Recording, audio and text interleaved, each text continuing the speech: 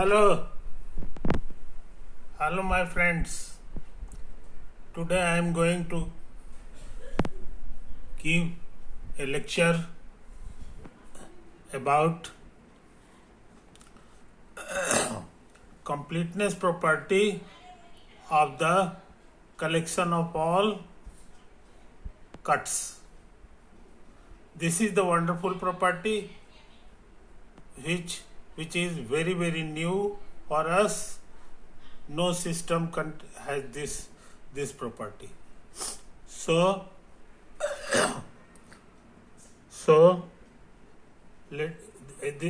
this grand work of Dedekind is we are going to explain here how he completed it and what is its proof. For examination point of view, this is also the most important property of the question of this of the Dedekind's constructions of real number theory.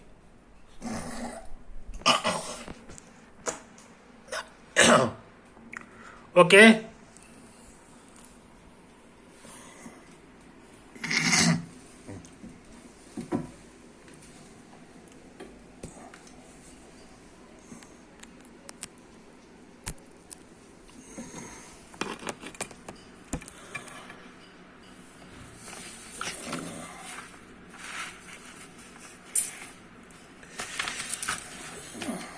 Before going ahead, let us recall some of the previous things. What we mean by Dedekind cut. This is explained here. Definition of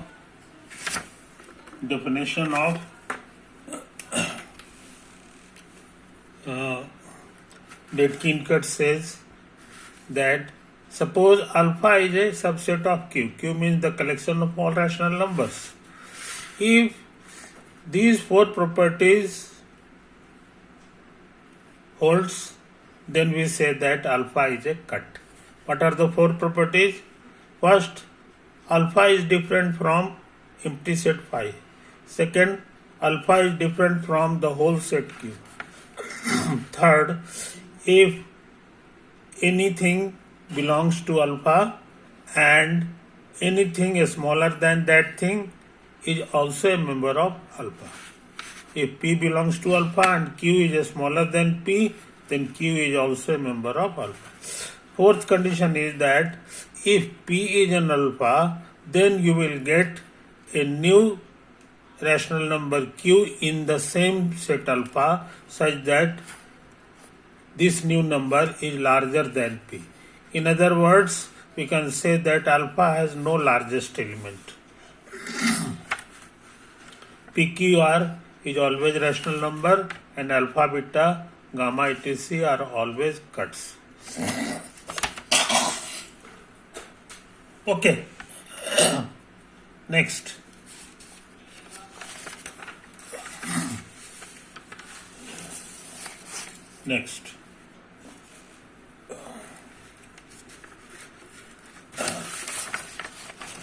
See here.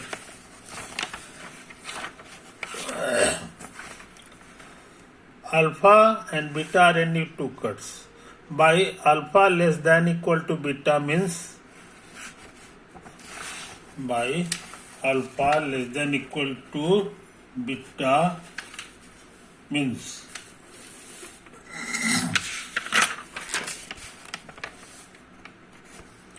alpha is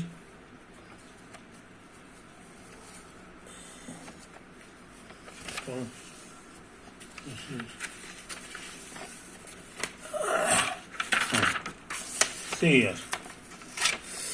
Alpha is less than equal to beta means alpha is a subset of beta. Simply replace this inequality with subset. Subset means every element of this set is an element of this set. The collection of all cuts is denoted by R. We have learned that less than equal to is a linear ordering over R. Linear ordering means reflexive over R means alpha is less than equal to alpha. Symmetric means whenever alpha is less than equal to beta and beta is less than equal to alpha, then alpha and beta are equal. Antisymmetric means whenever alpha is less than equal to beta and beta is less than equal to gamma, then alpha is less than equal to gamma. Linearity property says that whenever we have two alpha beta are any two cuts, then this relation holds. Either alpha is less than equal to beta or beta is less than equal to. One of the two is always holds. These are the definitions and these are the important property of collection of model. We have learnt it down earlier.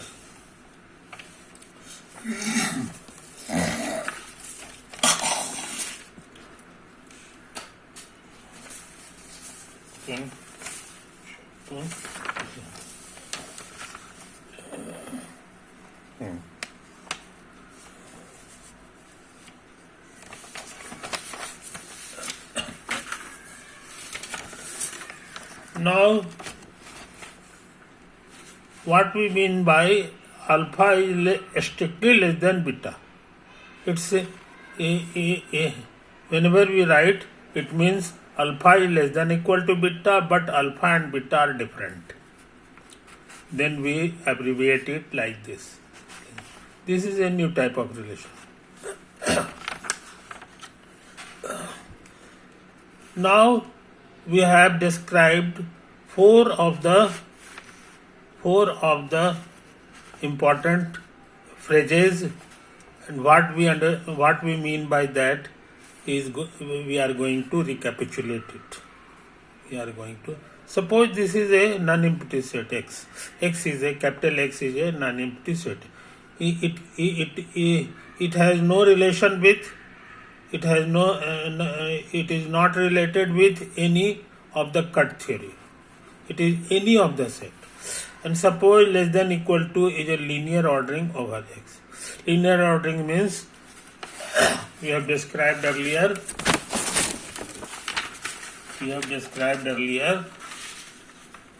Linear ordering means it has four properties. What are they? Let us recall.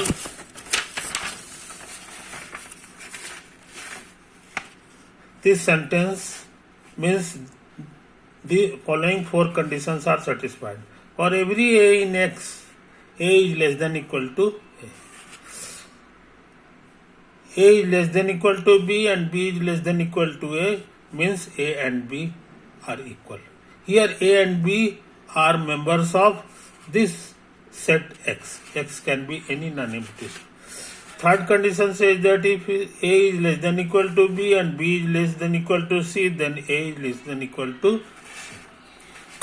Fourth condition says that if A and B are members of X, then either A is less than equal to B or B is less than equal to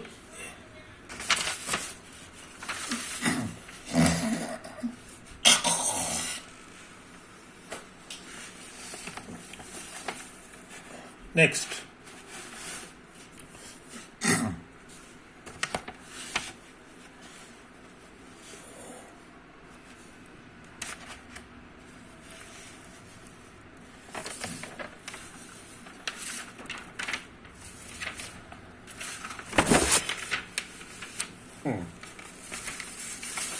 See here. X be any non-empty set and capital X and less than equal to is a linear ordering over X. E is any non-empty subset of X. Let A belongs to X. Let A belongs to X. Here we write that for every X in capital E, A is less than equal to X, then we say that A is a lower bound of E. Note it down. A is a member of X. If A becomes a member of E and the whole thing and for every x a is less than, then we say that a is the smallest element of a. A is the, so this concept is different from a smallest element of a. For example, I am supplying you an example in rational number system. In rational number system, take e की जगह ले लें 1 half 1/3 1/4 and so on. Consider the statement -1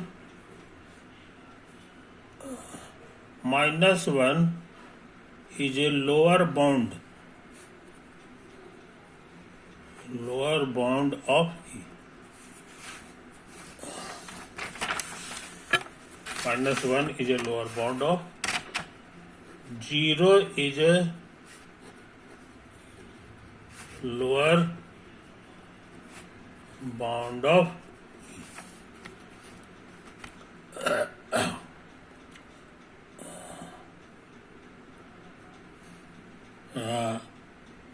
minus 0 does not belongs to. We have to decide it which of the sentence is true and which of the sentence is false. 0 does not belongs to. That is, 0 is not a member of E. This is true. -1 is a lower bound of E. Lower bound, definition of lower bound says that, this number should be a smaller than, A is a lower bound of E means this number is a smaller than every member of the set E. Every member of the set E. So let us see here. -1 is a smaller than or equal to every member of this set. In set E, numbers are positive, and this is a negative, and we know that every negative number is a smaller than positive number. So this is a true statement. So this is a true. Instead of A, here we have -1. Instead of X, we have several numbers like this.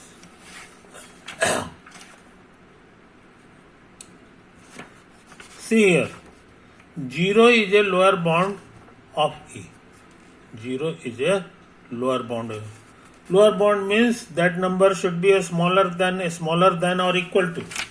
A smaller than or equal to. Then we consider. So here 0 is smaller than equal to 1. 0 is smaller than equal to half. 0 is smaller than or equal to 1/3 etc. All are true. So this is also a true sentence. True sentence. Now 0 is the smallest element. Smallest element of E. Now decide if this is a true sentence or false. Clearly this is false. It is true that 0 is smaller than each member of this set. It is true. But 0 is not a member of this set. Here it is written. 0 is not a member. So this is not a smallest element. A smallest element always lies in the set.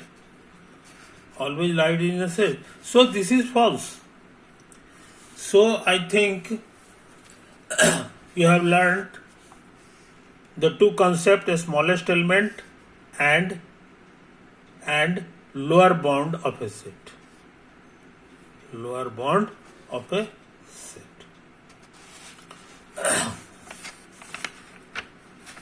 Question: what is the largest lower bound of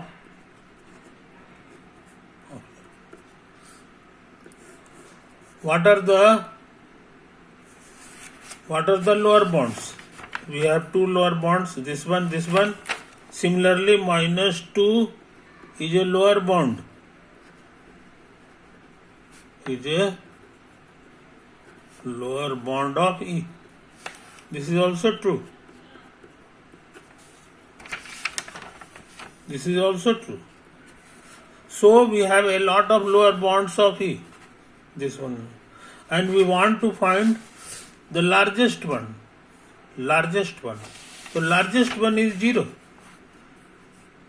0 is the lower bound of E and this is largest one. So its answer is 0. If we take any number larger than 0, that will be positive. And that very number will not be a lower bound. Let us see in the figure. This is your 0, this is your 1, 1 by 2, 1 by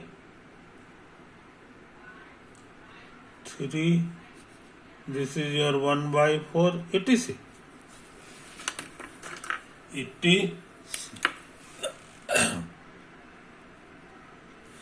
If we take any number, suppose this is your t,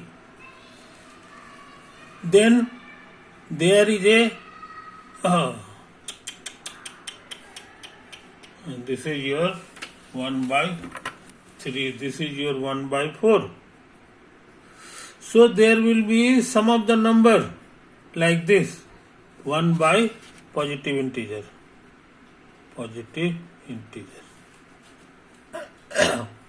We can find p, which is left side of t. So t is not a lower bound.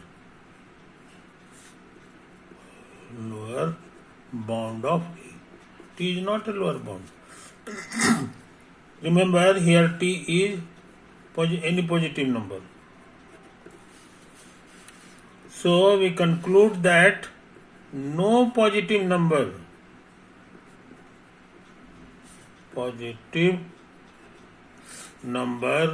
is a lower bound. Lower bound of this of set E. But this is a lower bound. This is a lower bound. So I think 0 is the greatest lower bound. 0 is also a lower bound. See here. 0 is also a lower bound. But this is the largest lower bound. That is why our answer is true. So before answering this question, we have to think all of the things, all of the situations. Then you will get the correct answer. Largest lower bound is called supremum.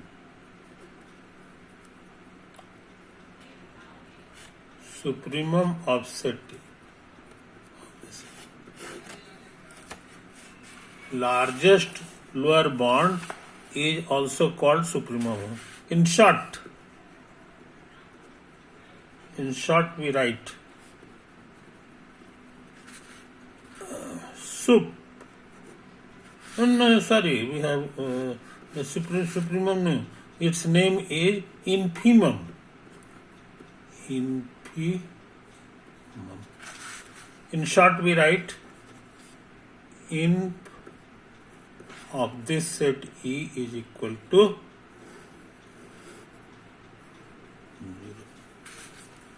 inf of this set E is equal to 0. Similar definition can be supplied for supremum. Supremum will be, instead of lower bound, we say upper bound.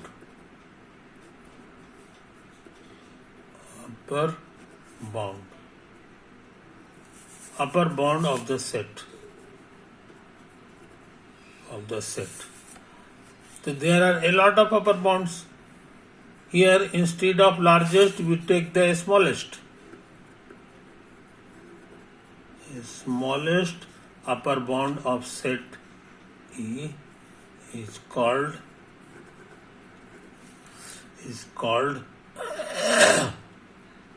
the smallest upper bound of set E is called supremum. Supremum of set E. It is denoted by sup. All these things will come later on. So I think you have got an idea about these concepts.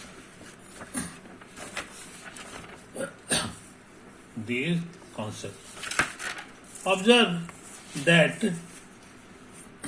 in this example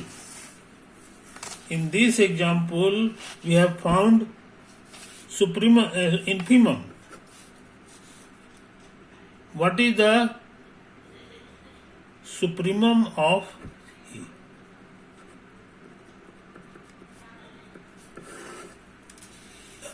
Supremum means out of all upper bounds we have to take a smallest. This is our set. Here upper bounds lies here. These are the position of upper bounds.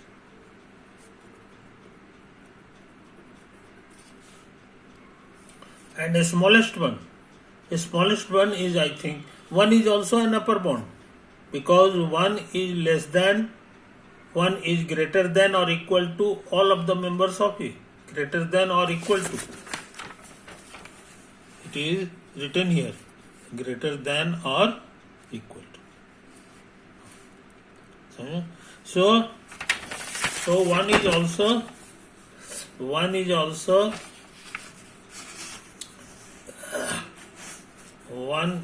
also an upper bound. Out of these upper bounds, a smallest one.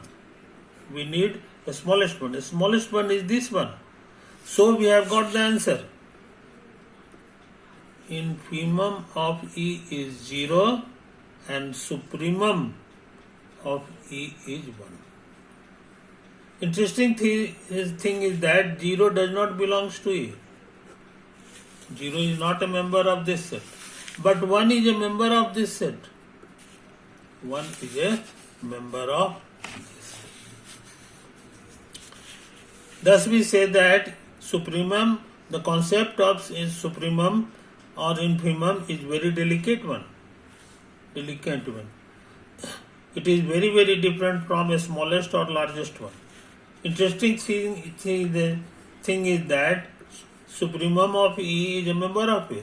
So we say that maximum of E barabar 1. Maximum of E is 1. Because 1 is a member of it now. So maximum is 1. But to say that minimum of E barabar 0 is false. Is false.